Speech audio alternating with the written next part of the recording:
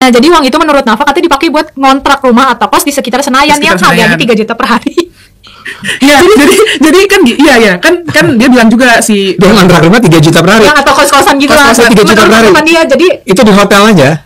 Di hotel. Nggak nyampe. Lah, hotel biasa nih yang mana yang bukan yang lumayan bintang 5 lah ya. Dia bintang 5 lah gitu, tapi hotel biasa kamarnya bukan kamar yang apa sih selain yang mahal tuh. Yang suite. Ya, yang suite ya.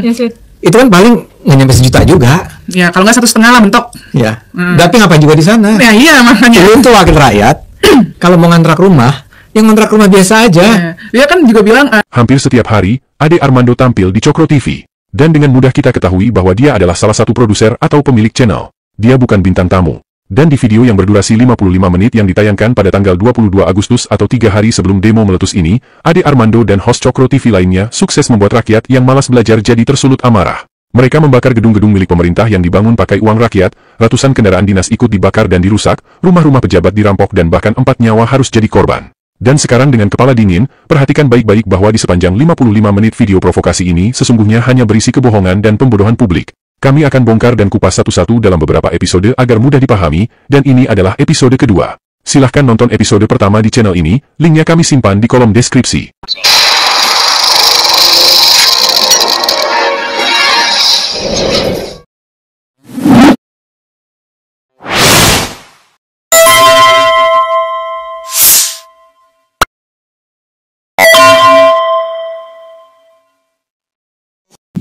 Selamat datang di channel Opini Alvin. Ketika seorang pejabat negara membuat konten ujaran kebencian dan sukses menyulut kemarahan yang memporak-porandakan ekonomi negara. Di channel miliknya, Ade Armando bersama host TV lainnya menyebar fitnah bahwa artis dan sekaligus anggota DPR, Nafa Urbah menyebut tunjangan perumahan rakyat untuk DPR sebesar 3 juta per hari. Namun benarkah Nafa Urbah mengatakan demikian? Pernyataan artis lain yang juga anggota DPR yang bikin kita naik. Ada lagi. Ada salah satunya dari Nafa Urbah. Dia aktris. Ya, aktris tapi dia juga. Ini penonton tahu. Kamu tahu nggak Nafa Urbah? Tahu ya? Tahu. Karena kan di zaman nggak tahu. Ya, kayaknya harus agak lama sih. Korea tahunya bagus. Iya benar. Iya. Ya jadi si Mbak Nafa ini bilang kalau isu gaji 3 juta per hari itu salah paham aja katanya. Karena ternyata itu bukan gaji tambahan tapi kompensasi karena katanya DPR tuh nggak difasilitasi rumah dinas. Iya itu yang tadi saya bilang. Nah jadi uang itu menurut Nafa katanya dipakai buat ngontrak rumah atau kos di sekitar Senayan yang harganya 3 juta per hari. Nah jadi uang itu menurut Nafa katanya dipakai buat ngontrak rumah atau kos di sekitar Senayan yang harganya 3 juta per hari. Iya. Ini adalah video full pernyataan Nafa Urbah yang dipelintir oleh channel Cokro TV. Masa sampai ditulisnya sampai 158 juta waktu itu ngarang itu. Super duper ngarang itu. Iya, umurku udah banyak guys. Nggak benar sama sekali, nggak benar. Ya itu tadi bukan kenaikan, itu tuh kompensasi untuk rumah jabatan, ya kan? Rumah jabatan yang sekarang ini sudah tidak ada lagi. Jadi rumah jabatan itu kan sekarang rumah-rumahnya itu sudah dikembalikan ke pemerintah. Jadi sekarang itu mendapat kompensasi untuk kontrak. Jadi anggota dewan itu kan nggak orang Jakarta semuanya guys. Itu kan dari seluruh pelosok Indonesia gitu. Jadi nggak semuanya punya rumah di Jakarta gitu. Nah anggota dewan itu diwajibkan untuk kontrak rumahnya itu di dekat-dekat Senayan situ supaya memudahkan mereka untuk menuju DPR. Gitu. Kompensasinya 3 juta per hari. Enggak, mana ada kan aku yang terima gaji.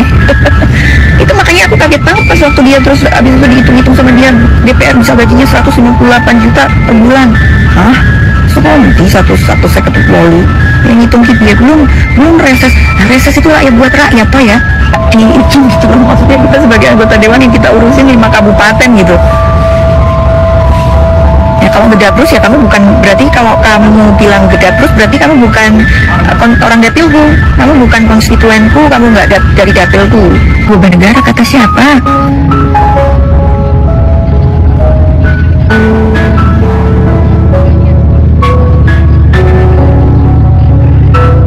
Mau tanya kerja DPR apa?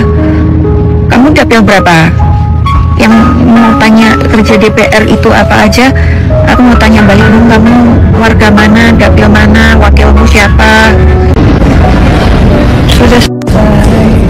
Itu kompensasinya 3 juta per hari. Enggak, mana ada kan yang aku yang terima gaji. Bagi yang biasa menggunakan media sosial, pasti tahu bahwa pernyataan 3 juta per hari itu adalah pernyataan yang disampaikan oleh netizen ketika Nafa Urbah sedang live streaming. Seorang netizen bertanya, benarkah gaji DPR sampai 3 juta per hari? Dan Nafa Urbah menjawab tidak benar. Dan lihatlah bagaimana kata-kata ini dipelintir oleh host Cokro TV, seolah-olah pernyataan 3 juta per hari itu diucapkan sendiri oleh Nafa Urbah. Nah, jadi uang itu menurut Nafa katanya dipakai buat ngontrak rumah atau kos di sekitar Senayan yang harganya 3 juta per hari. Iya tuh, kompensasinya 3 juta per hari. Enggak, mana ada, kan aku yang terima gaji. Menurut Nafa katanya dipakai buat ngontrak rumah atau kos di sekitar Senayan yang harganya 3 juta per hari. Lalu bagaimana peran Ade Armando memproduksi berita bohong ini? Jika kalian memperhatikan keseluruhan isi konten, 2 host wanita memang ditempatkan sebagai pengumpan bicara atau kalau di dalam acara resmi pemerintahan disebut MC. Keduanya mengatur ritme dan susunan acara. Membaca dan lalu kemudian Ade Armando lah yang mengembangkan keseluruhan isi video. Sebagai pemilik channel, tentu saja Ade Armando berperan mengatur tema dan topik pembicaraan yang akan dibahas, termasuk melakukan sortir dan verifikasi isi channel. Maka sulit untuk melepaskan peran seorang Ade Armando meloloskan isi konten yang memberitakan sesuatu yang berbeda dari fakta yang sebenarnya. Bukan hanya ikut menanggapi, dari tema pembicaraan ini, Ade Armando lalu membuat pernyataan provokasi. Untuk wakil rakyat, kalau mau ngontrak rumah, yang ngontrak rumah biasa aja. Dia kan juga bilang, Nafani bilang ini bang, katanya nggak semua anggota DPR tuh dari Jakarta loh. Iya. Jadi makanya dikasih tempat lah, dikasih uang lah buat nempatin kos-kosan di Jakarta. Nah, ini yang bikin netizen marah, karena kan orang yang kerja di Jakarta juga emang nggak semuanya orang Jakarta ya. Ada Iya. dari Bogor, ada dari Bekasi, ada dari Ini Depok, dari- ada dari Bintaro gitu kan, ada dari Iya. Tangerang Selatan. Maksudnya gini. Saya dari Bogor. Iya. Iya. Rakyat aja berbondong-bondong nih Ke Jakarta. gitu kan, usaha 1-2 jam perjalanan buat ke Jakarta. Ya ini maunya yang di deket Senayan, Nah. cuma kayak kok harganya bisa-bisanya 3 juta per hari. Untuk wakil Sewa rakyat, rumah 50 juta per kalau mau bulan ngontrak memang terlalu rumah, besar dan yang tidak ngontrak masuk rumah akal. biasa aja. Tetapi membuat Dia konten kan juga membuat bilang, fakta Nafani sebenarnya bilang jauh lebih ini jahat. bang, katanya Jika benar nggak biaya semua sewa rumah anggota yang DPR diberikan tuh dari sebesar 3 Jakarta juta per loh. hari, Jadi maka makanya tunjangan dikasih perumahan tempat yang lah, mereka dikasih terima uang lah seharusnya buat 90 nempatin juta per bulan. kos-kosan di Jakarta. Faktanya, Nah, DPR hanya ini menerima yang bikin tunjangan netizen perumahan marah, 50 juta. karena kan orang Dan yang kerja di akibat Jakarta narasi juga besar emang yang nggak semuanya disebar orang melalui Jakarta ya. media sosial Iya. Ada dari Bogor, ada rakyat dari yang Bekasi, tersulut ada dari melakukan Depok, ada tindakan dari anarkis yang Bintaro bukan gitu hanya kan, merugikan ada dari keluarga, Tangerang Selatan. tetapi Maksudnya juga gini, Saya dari membuat Bogor. seorang Nafa Iya. Urbah rakyat kehilangan aja haknya sebagai berbondong-bondong masyarakat nih yang dia perjuangkan ke selama Jakarta gitu berbulan-bulan. kan, Penanggulangan usaha. Bencana Daerah atau BPBD mencatat total kerugian sementara akibat kebakaran gedung DPRD Kota Makassar ini diperkirakan mencapai lebih dari 253 miliar rupiah. Angka kerugian tersebut masih dalam pendataan pemirsa dan bisa saja jumlah kerugian bertambah. Kebakaran di gedung DPRD Kota Makassar yang terjadi Jumat malam lalu mengakibatkan 4 orang meninggal dunia. Rumah kediaman anggota DPR RI dari fraksi Nasdem, Nafa Indria Urbah diduga ikut mengalami penjarahan pada Minggu, 31 Agustus 2025, dini hari. Adapun rumah tersebut berada di kawasan elit Bintaro, Pondok Aren, Kota Tangerang Selatan. Insiden ini terjadi hanya sehari setelah rumah milik Ahmad Sahroni, Eko Patrio, dan Uya Kuya menjadi sasaran amukan massa. Terhitung sejak Senin 1 September 2025, DPP Partai Nasdem menonaktifkan Saudara Ahmad Sahroni dan Nafa Urbah sebagai anggota. Hanya karena memberikan keterangan tentang kebijakan pemerintah yang memberikan tunjangan ke DPR, yang kemudian dipelintir para loyalis Jokowi termasuk Ade Armando, Nafa Urbah harus kehilangan hak konstitusinya. Ya, rakyat harus tahu. Bukan hanya DPR, Prabowo menaikkan gaji hakim sampai 280%, gaji ASN termasuk guru juga ikut dinaikkan.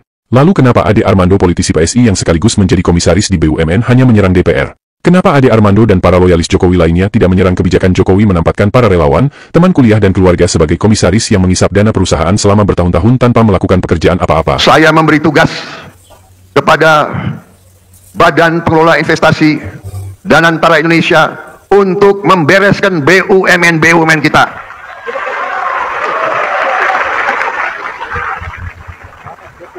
Tadinya pengelolaannya secara tidak masuk akal. Perusahaan rugi, komisarisnya banyak banget. Saya potong setengah komisaris, paling banyak 6 orang, kalau bisa cukup 4 atau 5. Dan itu akal-akalan mereka saja. Dia memilih istilah asing supaya kita tidak mengerti apa itu tantian. Saudara-saudara, masa ada komisaris yang rapat sebulan sekali, tantiamnya 40 miliar setahun. Rapat sebulan sekali dan mereka mendapatkan sampai 40 miliar setahun. Jika dibagi, dalam sebulan mereka menerima 3,33 miliar rupiah. Dan jika dibagi lagi, mereka menerima 110 juta dalam sehari. Dan itu hanya tantiam atau bonus di luar gaji bulanan mereka yang juga puluhan juta sampai ratusan juta per bulan. Tunjangan perumahan DPR 50 juta disorot, tapi gaji 110 juta per hari tanpa bekerja didiamkan oleh Ade Armando. Maka di sini kemudian kita bisa menarik sebuah benang merah, apa sesungguhnya yang melatar belakangi aksi provokasi yang dilakukan Ade Armando. Kita berhak bertanya, apakah Ade Armando menyerang kebijakan Prabowo hanya karena Prabowo menghilangkan bonus untuk komisaris BUMN tempat Ade Armando dan kader PSI lainnya mencari makan? Dan apakah kader PSI ini sengaja menyerang kebijakan dengan sasaran tembak anggota DPR hanya karena mereka sedang membangun partai dan belum duduk di DPR? Bisa saja kader PSI berharap dengan membuat kabar bohong menyerang DPR, rakyat yang bodoh akan bersimpati dan memilih PSI di tahun 2029. Ataukah serangan ke DPR hanya karena mereka ketakutan jika DPR sampai benar-benar memaksulkan anak sulung Jokowi, Gibran Rakabuming? Sebuah tema besar yang mereka usung yaitu bubarkan DPR adalah sebuah indikasi ketakutan mereka akan peran DPR yang bisa memberhentikan wakil presiden di tengah jalan. Seruan membubarkan DPR sesungguhnya adalah sebuah pembodohan, karena menghilangkan DPR sama saja mendirikan negara kerajaan di mana presiden sebagai penguasa tunggal. Sangat benar apa yang dikatakan Sahroni bahwa rakyat yang minta DPR dibubarkan adalah rakyat yang berakal di bawah standar. Dan itu dilakukan Ade Armando dan loyalis Jokowi yang lain. Sahroni mengajarkan kepada kita bahwa DPR tidak mungkin dibubarkan, karena dibentuk berdasarkan Undang-Undang Dasar 1945. Membubarkan DPR berarti mengubah konstitusi dasar yaitu Undang-Undang Dasar 1945. Melalui video provokasinya, Ade Armando seolah mengajarkan bahwa DPR bisa saja dibubarkan dan itu berarti mengajarkan kepada rakyat bahwa konstitusi bisa saja diubah sesuai kepentingan pejabat. Ketika Gibran yang belum cukup umur diangkat dengan mengubah syarat umur calon presiden wakil presiden di Undang-Undang Nomor 7 Tahun 2017, maka jika Gibran akan dimaksulkan, mereka akan mengubah Undang-Undang Dasar 1945 dengan membubarkan DPR. Dan berkat para YouTuber peliharaan mantan penguasa, mereka sukses membodohi rakyat melakukan perusakan dan perampokan di mana-mana. Sayangnya Prabowo terlalu lemah. Alih-alih menangkap para provokator yang melakukan tindakan yang sudah mengarah ke makar, Prabowo justru memerintahkan partai memberhentikan para wakil rakyat yang dipilih langsung oleh rakyat. Ade Armando dan kader PSI lainnya tentu saja benci kepada Eko Patrio, Uya Kuya, Nafa Urbah, Sahroni dan Deddy Sitorus karena mereka bukan kader PSI. Ade Armando hanya menyerang orang yang berbeda partai seolah itu musuh negara. Ade Armando tidak akan membuat podcast menyoroti Mikael Pai, ketua DPW Partai PSI dari Kalimantan Utara yang ditangkap jaksa dengan dugaan menerima suap merugikan keuangan negara sampai miliaran, hanya karena Mikael Pai satu partai dengan dirinya. Ade Armando bahkan tidak membuat konten menyoroti kelakuan Partai PSI yang tidak memecat Antoni Norman Lianto, ketua DPW Partai PSI Jawa Barat yang dilaporkan karena diduga melakukan kejahatan kelamin. Ade Armando bahkan bungkam tidak menyoroti kelakuan ketua PSI Kota Batam yang tangkap polisi karena terlibat peredaran narkoba yang merusak mental generasi muda. Ade Armando hanya fokus mencari-cari kejelekan anggota DPR dari partai lain seolah partainya sendiri bersih.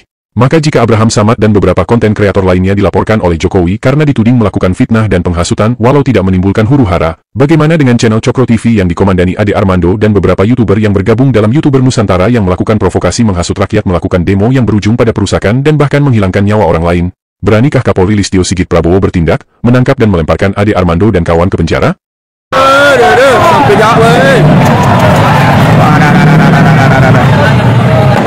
Dah ada pemadam.